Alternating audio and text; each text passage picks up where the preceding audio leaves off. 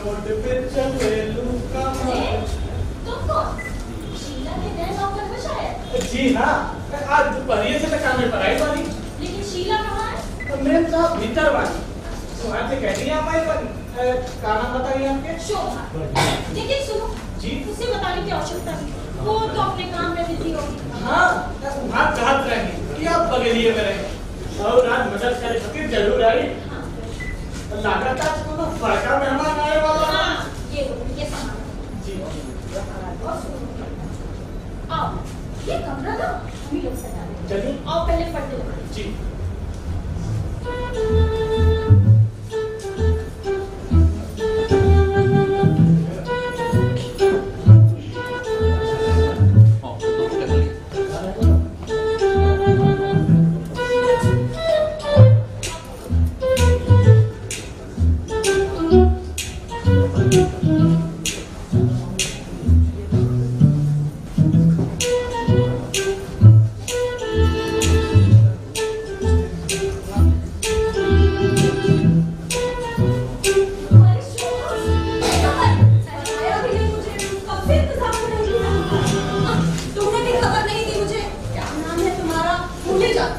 पंचू नाम है हमारा, पंचू पहलवान और परसोत्तम पहलवान, साकिब पहाड़पुर और थाना परपंच जिला सिवान। अच्छा पंचू, क्या टेलीफोन लग गया ठीक से? जी हाँ, काम खत्म करके चल गए लोग। अच्छा देखो शोभा, ये सोफा सेट और टेलीफोन कितना सुंदर लग रहा है। तुम अपने घर से फोन करना मुझे। पर पंचू तुम जानते हो इसका काम करना? जी हाँ, अब पहले जहाँ काम करता नहीं वहाँ भी इतने फोन रहा। हमारा साहब पहले तोरा के फोन में बोल लगे कोनो जरूरत नहीं है। तोर आवाज तो बिना फोन के ही तार में सुना। अच्छा क्या सुनना हो रहा है? बहुत अच्छी सुंदर हुई। तो बच्चा या तो सुन लेला या तो रोएला, पर रोले का आवाज नहीं होता, मतलब सुनता। अरे तू देख जाके उसको, बड़ा शैतान है वो। जा जी शीला हाँ, नौकर कहाँ से पकड़ लाए? बड़ा होशियार लगता है, जब से आया है खूब काम कर रहा है। और मुन्ना को भी बहुत प्यार करता है और अपना मुन्ना भी सब खुश है इससे। इसे देख देख कर हंसता और खेलता रहता है। तो इससे ही रख लेना। हाँ कैसे रखूं? मास्टर की तनख्वाह में से कहाँ से नौकर चाकर रख सकती हूँ? पर इन्हें क्या हो गया? आज 6:30 बज चुके और अभी तक घर नहीं लौटे। ऐसे तो कभी देर नहीं होती और आज देखो। अरे आते ही होंगे। आज तुम बड़ी उत्सुक हो ना, इसी से और भी अधीर हो रही हो। हाँ सच में। अरे वाह, ये तस्वीरें कितनी सुंदर लग रही। कहाँ से ली? अरे ली थोड़े है, ये तो मुझे विवाह में प्रेजेंट मिली है। बड़ा भाग्य है तुम्हारा, मुझे तो कोई प्रेजेंट नहीं मिला। प्रेम विवाह करने से यही तो नुकसान होता है। ये तुम्हारा प्रेम विवाह दुनिया से कुछ अलग ही दिखता है। कहीं छिपका तो नहीं हो रहा है? वही तो बात है। बड़ी रोमांटिक हो तुम। पर क्यों जी? तुमने अभी तक अपने रोमांस को मुझे पता नहीं चलने दिया। रोमांस तो ठीक ही था, पर ऐसी सारी गड़बड़ हो गई थी कि क्या बताऊं। मेरे दादाजी है ना? कौन? वो जो आज आ रहे हैं? हाँ, वो मेरे पिताजी के चाचा जी हैं। उन्होंने ही मुझे पाला पोसा और स्कूल में कॉलेज पढ़ने के लिए बाहर भेज दिया। और मेरी ना जान पहचान वहाँ पर अशोक से हो गई और हमने शादी करने का फैसला कर लिया। पर मेरी शादी तो दादा ने उस गांव के बड़े जमींदार से करने का मन में ठान रखा था ना। अब क्या तुम लोगों ने छिपकर दिला दिया? दूसरा रास्ता ही क्या था? तभी से दादाजी हमसे बड़े नाराज थे। मुझे बड़ा दुख था, उनकी नाराजगी था। किंतु आशा थी कि शादी हो जाने के बाद हम उनकी क्रोध को दूर कर सकेंगे। हम घर गए मिलने तो हमसे मिले ही नहीं। अरे कमरे से बाहर तक नहीं निकले। तो क्या दादाजी ने अशोक को देखा था? कहाँ से देखते? एक भी बार देख लेते तो संतुष्ट हो जाते। मेरे अशोक ने मेरे कारण दादाजी को पत्र लिखकर क्षमा मांगी और आशीर्वाद किया। और दादाजी तो मेरे साक्षात दरवाजा क्या था, उत्तर में उन्होंने उल्टी सीधी बातें लिख दी। पर शीला, आज ही उनके मन में कहाँ से इतना प्रेम हो रहा कि वो स्वयं तुम्हारे घर आ रहे हैं? कहीं जा रहे हैं इसी रास्ते से, तो एक रात के लिए ठहरे। बात ही हुई कि जब मेरा मुन्ना हुआ तो मैंने उन्हें पत्र लिखा। मुझे आशा नहीं थी कि उनका उत्तर आएगा, पर उन्होंने तो पार्सल में सोने की चैन रखी है मैंने। और तुम्हें कहाँ खाई? आज उसको मुन्ने की बंगड़ी जरूर पहनाऊंगी। पंचो, पंचो जी क्या जी सुनता था। अच्छा, देखो अगर अशोक आए होते तो जगा देते उसको। पंचू, जाली वाली अलमारी में मेरी छोटी सी हरी डिब्बी रखी है, उसमें सोने की चैन है। भूलना उड़ जाए तो उसको उसके गले में बैठना। भूलना नहीं, मैं भूल जाऊंगी इसलिए तुझको कह देती हूँ। जी ठीक बना। अच्छा, अरे सुन, 3 कप चाय का पानी चढ़ा दे, साहब ने बना दिया। जी। अशोक, ये कमरा कितना सुंदर लग रहा है।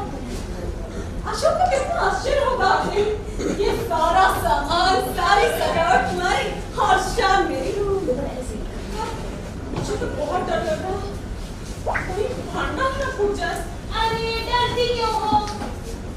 पहले तो सूखी रोटी खाकर गुजारा कर लेते थे, फिर बाद में नौकरी की तलाश में हमारी सारी जिंदगी खत्म हो गई और कभी कभी तो खाली हमने पानी पीकर गुजारा किया। लेकिन प्रेम तो पेट भर था ना, उसी ने तो हमें जीवित करके रखा। अशोक की क्वालिफिकेशन पर खुश हो गया, यहाँ के प्रिंसिपल साहब ने उन्हें स्वयं बुलाकर नौकरी दे दी। पर पिछले दिनों की अरे आपने कभी यहाँ सुना? आपको सब कुछ ठीक हो गया है ना? पर शिवा, मुझे तुम्हारे दादाजी ना बड़े कठोर दिल मालूम होते हैं। कभी इतनी बुरी हालत में तुम्हारी मदद ना कर सके, क्या ये उचित था? परंतु शोभा, उन्हें पता ही कहाँ था कि हम इस हालात में रहते हैं। वो तो जानते थे कि हम बड़े मिठास से रहते हैं और अभी तक इसी भ्रम में हैं। पर ऐसी गलतफहमी कैसे उत्पन्न हुई? मेरी ही बेवकूफी से। मैंने गांव के बड़े जमींदार के बारे में बताया था ना, उसकी शादी उसी गांव के वो जमींदार के साथ जो निकला है ना मेरी से, उसी के साथ हो गई। अरे वो बड़ी घमंडी और बुजर्ग थी। वो अपनी शान और शौकत बताने के लिए लिखती थी कि मेरा बंगला ऐसा है, मेरे यहाँ इतने नौकर हैं, ये है वो है। मैं थोड़ी जो कहने वाली थी, तेरी ये तो मेरी बस। वाह! अरे असली मजाक तो सुन। मेरी और लीला की तो मानो बोर्ड से चल रही थी। मैंने लिखा कि मैंने एक मकान खरीदा है, उसने लिखा कि मैंने एक बंगला खरीदा है। मैंने सोचा कि वहाँ इलेक्ट्रिसिटी है नहीं, इसलिए मैंने लिखा कि मैंने एक होम थिएटर और टेलीफोन लगवाया है। वो जानती थी कि हम शहर में रहते हैं, इसलिए उसने लिखा कि हमने 12 गाय, 12 भैंसे और 6 बच्चे भी उनके सब लेके चली आई है। अच्छा, हाँ, अरे सुनो तो, मैंने उसको कहना तो मैंने पहली बार सत्यवाद की थी कि मुझे बड़ा प्यारा सा मुन्ना हुआ। जानती हो उसने क्या लिखा? क्या? उसने लिखा कि मुझे जुड़वा बच्चे हुए हैं। तो बड़ी चल है तुम्हारी लीला, पर आखिर में हार किस हार तो उसी की हुई, और वो बड़ी दुष्ट है। उसने मेरी सारी चिट्ठियां दादाजी को दिखा दी और देखो आज दादाजी आ रहे हैं। मेरी चिट्ठियों में लिखा हुआ सारा नाटक और मुझे नहीं रचाना है। बड़े भाग्य से तुम्हारी जैसी पड़ोसन मिली, तुमने सारा घर सजा दिया। तुम्हारे इस उपकार को मैं कभी नहीं भूलूंगी। उपकार की बात छोड़ो, मेरे सुधीर इलाहाबाद गए हैं, इसी से तो मैं घर का सामान ला सकी।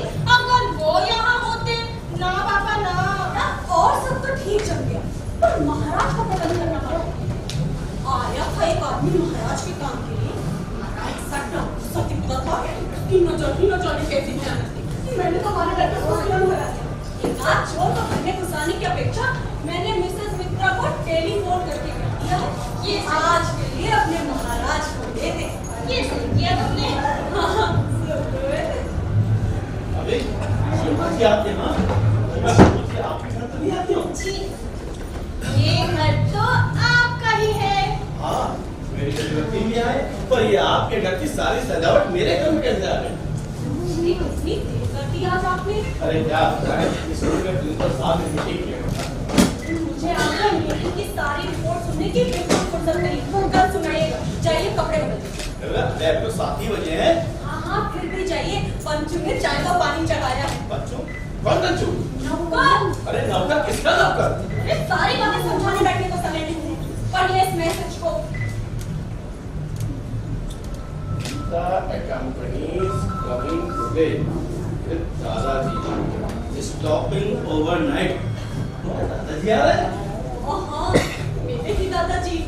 और ये रीता कौन है? मेरी फुफेरी बहन, वही दादाजी के पास रहती है। अब जाइए ना, बाकी सब बात पूछिएगा। करना क्या है ये तो बताओ। कुछ नहीं करना है। मैंने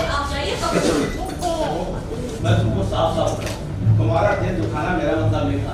तुम्हारे दादाजी के सामने इस घर का रखवाना मेरे लिए मुश्किल होगा।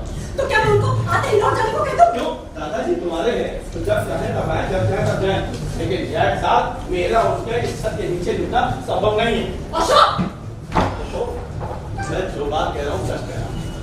तुम्हारे दादाजी और मैं इस घर में कोई ना कोई झंझट हो जाए, अरे मुंह बंद करके रहना मेरे लिए संभव नहीं है। तो बस इतना अपमान सहने के बाद, अरे भाई शादी के बाद मैं उनके घर गया, उन्होंने दरवाजा नहीं खोला, मैंने उनको पत्र लिखा, माफी मांगी, और मैंने ये भी कहा कि अगर आप कहेंगे तो दोबारा आपके घर आऊं। तुम जानते हो उन्होंने पत्र में क्या लिखा? मेरा घर चोर उचक्कों के लिए नहीं है। अब बताइए इतने अपमान के बाद वो मैं उनके सामने जाऊंगा? आप हंस रहे हैं? हमारी जिंदगी ऐसी है कि लोग हंसते हैं। माफ कीजिएगा अशोक जी। अरे अशोक, आप यहाँ नहीं रहेंगे तो जाएंगे कहाँ? अरे मैं भी 2-4 दिन कहीं आराम से बिता लूंगा, उसकी तुम चिंता मत करो। जरूर, ठीक ही कहूँगा। मैंने लीला को लिखा था कि आप बहुत गोरे और सुंदर हैं, पर आपको कैसे सुंदर बनाया वो मुझे प्रश्न था। जानिए हम चल चलते हैं। ठीक है। अरे ठहरिए, मैंने आज अपना कमरा मेहमानों के लिए खाली करके रखा है। अगर बाथरूम में तो जगह है ना? हाँ